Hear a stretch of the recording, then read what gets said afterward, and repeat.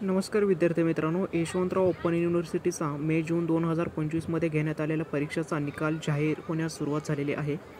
ते कसं पाहायचं हे आपण या व्हिडिओच्या माध्यमातून पाहणार आहोत. बऱ्याच विद्यार्थ्यांना माहीत नाही की आपला रिझल्ट कधी आणि कुठे लागेल, ते कसे पाहायचं.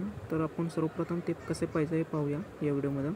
मित्रांनो, आपल्याला गुगलवरती YCMU असं टाईप करायचं आहे. त्यानंतर आपल्याला YCMU रिझल्ट यावरती क्लिक करायचं आहे. त्यावरती क्लिक केल्यानंतर हे अपलोड होईल. त्यानंतर तुम्हाला इथे कॉर्नरला मे-जून 2025 दिसत आहे. त्यावरती आपल्याला असं क्लिक करायचं आहे. क्लिक केल्यानंतर इथे आपल्याला दिसते की पूर्ण रिझल्ट अजून वेटिंगवरती आहेत. मे-जून 2025मध्ये घेण्यात आलेल्या परीक्षेचे निकाल आहेत. लास्ट अपडेट आपल्याला 19 जून 2025 3:30 वाजता केलेली दिसते. इथे आपण पाहू शकतो bachelor of arts please wait असं दाखवत आहे. Bachelor of commerce please wait असं दाखवत आहे.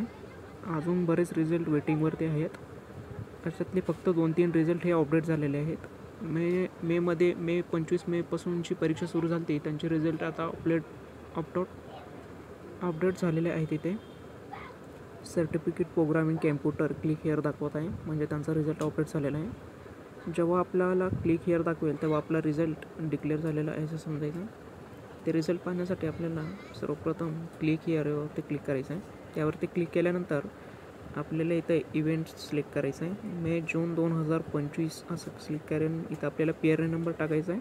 त्यानंतर कॅप्चा फिल करायचा आहे. त्यानंतर सर्च यावरती क्लिक केल्यानंतर आपल्याला रिझल्ट पाहता येईल.